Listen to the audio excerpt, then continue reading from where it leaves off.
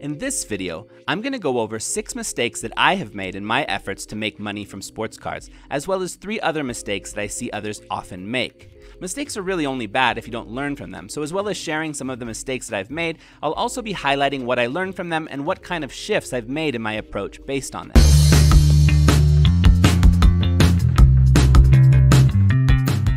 Mistake number 1, picking the wrong guy. When I look at the cards that have been sitting unsold in my ComC account for the longest, it's mostly cards of players where I just chose the wrong player to invest in. Ben Simmons, Brandon Ingram, Anthony Davis, Jackson Hayes, these are all some of the cards I've been sitting on the longest, and they've all gone down in value over the months.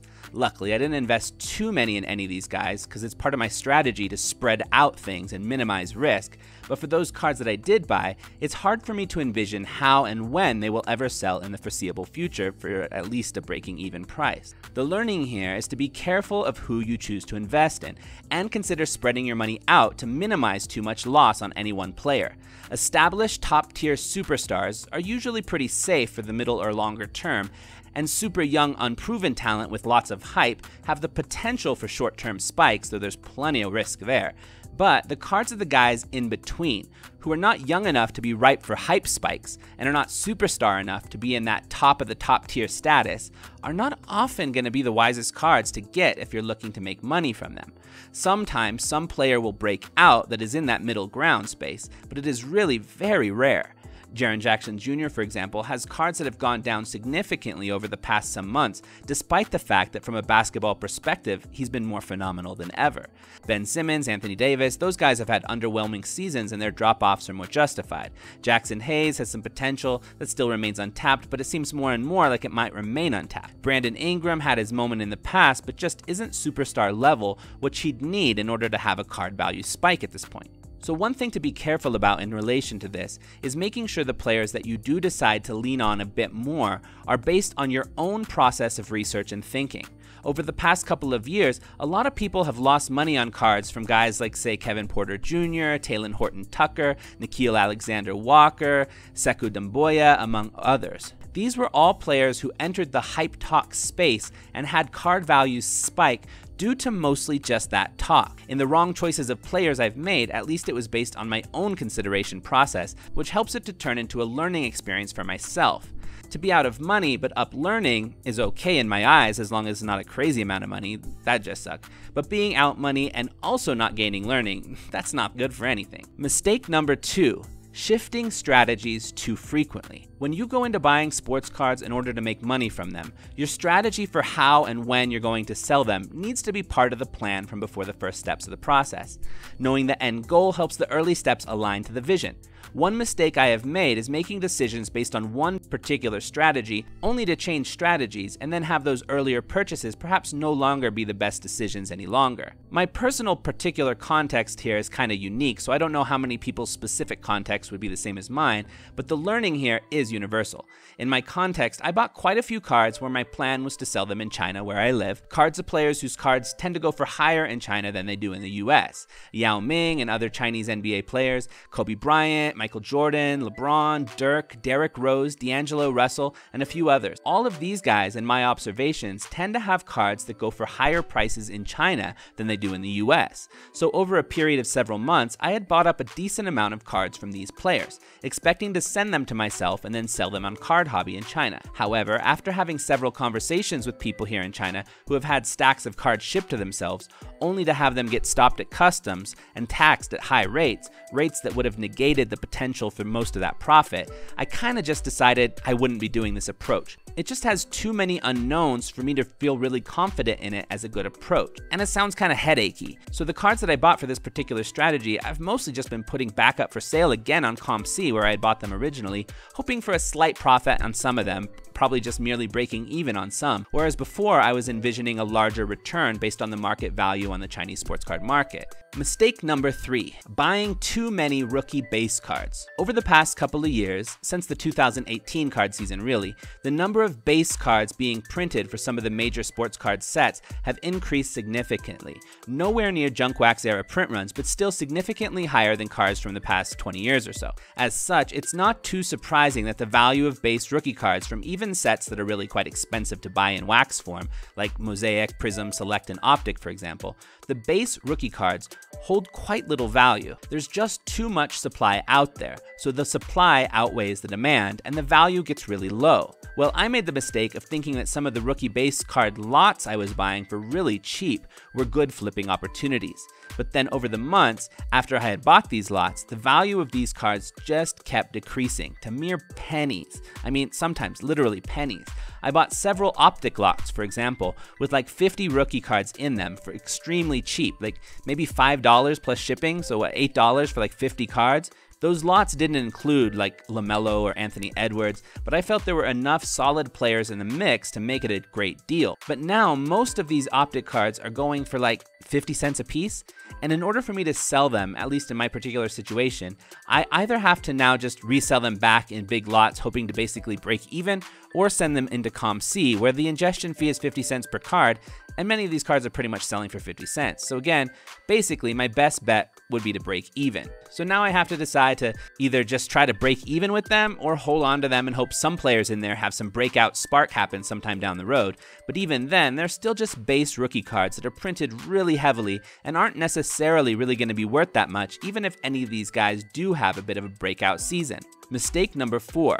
Succumbing to the itch to buy new cards too often. I really enjoy sports cards, and I enjoy hunting down cards to buy, but sometimes I get that itch to hunt down some new cards a bit too often, and this has led me to sometimes tie up money in cards that really would have been wiser for me to not tie up my money in. I could have used that money to jump on better opportunities that I may be missing out on by tying up some of my money on this other card. When I go hunting for cards, I often feel like I need to end that hunt with at least one purchase, and sometimes that purchase just isn't as good as what I could have had I had more patience and maybe just not bought anything today and instead bought something when I found some better deals the next day or something like this. Now, part of this would depend on your own context, because if you're trying to build a full-time job out of buying and selling cards, then I think you're going for quantity, and in that case, buying up a bunch of cards here and there with small profit margins may still be a good idea, since you're really just needing more and more inventory in order to succeed. But I'm not full-time at this, and I have a specific budget I'm working within to build from. Mistake number 5, mistiming hype. Emerging star player hype is a thing. And if you time things right, there's money to be made by buying and selling cards at the right moments, if you can read that hype before it strikes. But prospecting like this is also a game that is far from something that results in 100% success. And prospecting really is a game. It's not investing. It's a game of timing and a game of trying to read the market and react just before it reacts to things going on within the sport. It's fun. I enjoy it. It helps me feel the connection between cards and the day-to-day happenings in the sport, but it's also not an easy game to win. A lot of the cards that I'm still sitting on in my ComC account that just aren't selling are cards from players I bought expecting for them to hit a hype wave, only to realize that I either just missed that wave or that the wave just never actually materialized. Some waves I have hit, like I've done really well on Tyrese Maxey cards over the past few months, but other waves never did strike, like all those Emmanuel Quickley cards that I still have, expecting some kind of hype wave to hit at some point, but it just never really happened yet. And other waves I just didn't quite get in on time, and then you really don't want to be buying them once the hype train has already arrived. Hype is something you can't predict, so it's a bit of a fool's errand to approach prospecting with any sort of investment mentality. It's a game, not an investment, and should be approached in that way. Mistake number 6, not spending enough of my sports card budget on vintage. For me, living in China, it's not so easy for me to actually buy vintage sports cards to actually have in hand. Sports cards have only been a thing here for the past decade or decade and a half, so there just isn't much vintage to be found anywhere. Every once in a while something will pop up, but it's rare. But really, both from a collector's standpoint for me and from a longer term investment standpoint, there are all kinds of great opportunities in vintage that I don't think I've been taking enough advantage of. Part of my challenge here is generally I like raw cards, but I don't like buying raw vintage cards if I can't see them in person. Too many vintage cards are in bad condition, and scans of them are just difficult to use to determine that quality. So with vintage, I'm much more likely to look for stuff that is graded. The problem is, it seems to me that graded vintage tends to be priced too high on ComC, which is my main way to buy cards in the US, and is just simply nearly non-existent in China, which is where I buy cards that I'll be able to have in hand. So as a result, I have very few vintage cards. which I think is a mistake both from a collector's and an investor's perspective. So those 6 are some of my own mistakes from sports cards, but I think there's a couple other common mistakes worth mentioning in this video as well. Mistakes that I see people make quite often that I think are also worth keeping in mind. Mistake number 7, FOMO, fear of missing out. This is the root of all kinds of mistakes that so many people make with sports cards. Some new niche rises in the hobby, tons of people don't want to miss out on the potential opportunity that may possibly exist there, so they jump to that space and spend way too much money on it. The source is FOMO. But investing in something where FOMO is the root of that motivation is going to result in losing way more often than it results in winning. So I'd say if you reflect within yourself and realize your decision to invest in this thing or that thing is based on a worry that you may miss out on something that really is rooted in nothing much more than hype, be careful, watch your steps. Mistake number 8, relying on others' knowledge. This is another big mistake people make. You can't rely on what other people think is going to happen to certain players' cards. If you do that, you can't learn anything. You need to be able to analyze the market for yourself and understand the possibilities that exist without relying on others to tell you what to look for. Pumping and dumping, for example, can only exist in the hobby if people don't really think for themselves and just make decisions based on what others are saying. So don't do that. Problem solved. Mistake number 9, thinking of ripping wax as an investment strategy. Opening packs of cards is not something you do if you are wanting to make money from sports cards. It's something you do if you want to have fun. That's great, that's fun. It is not an investment strategy. If people mistake it as an investment strategy, only the occasional lottery winner will succeed. The rest will fail, inevitably. But again, if it's just for the fun of ripping wax, then awesome. It's super fun. Do it for that reason. All right, that's all we have for this video. Looking forward to seeing you in the next one. Peace.